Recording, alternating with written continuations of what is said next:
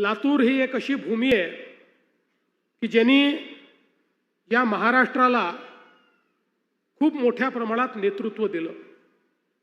आपल्याला कल्पना आहे या ठिकाणी चाकूरकर साहेबांचा उल्लेख झाला। चाकूरकर साहेबांचं जर आपण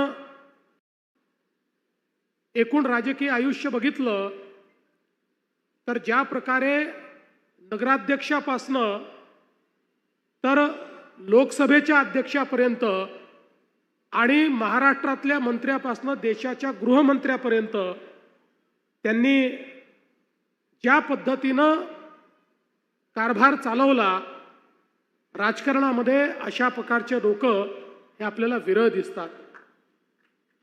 त्याचप्रमाणे शिवाजीराव पाटील निलंगेकर साहेब असतील किंवा ज्यांनी या लातूरला एक वेगळी ओळख दिली ते माजी मुख्यमंत्री विलासरावजी देशमुख असतील।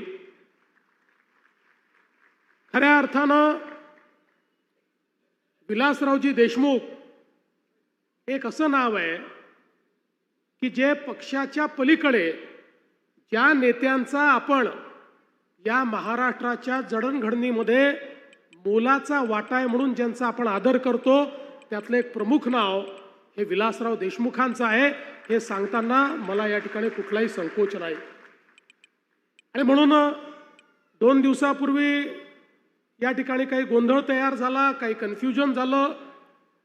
आमचे अध्यक्ष या ठिकाणी आले होते, ते बोलत असताना त्यांना त्या ठिकाणी हे सांगायचं होतं की राजकीय दृष्ट्या आपल्याला नवीन रेकॉर्ड तयार करायचा आहे, पण कदाचित त्यांचे शब्द हे चुकीच्या पद्धतीने गेले असतील, त्याबद्दल त्यांनी दिलगिरी व्यक्त केली आहे। पण मी जाहीरपणे सांगतो, काँग्रेस पक्षाची आमची लढाई असली तरी विलासराव देशमुखांबद्दल आम्हाला नितांत आदर आहे। या महाराष्ट्रातले एक महत्त्वाचं नेतृत्व ते आहे।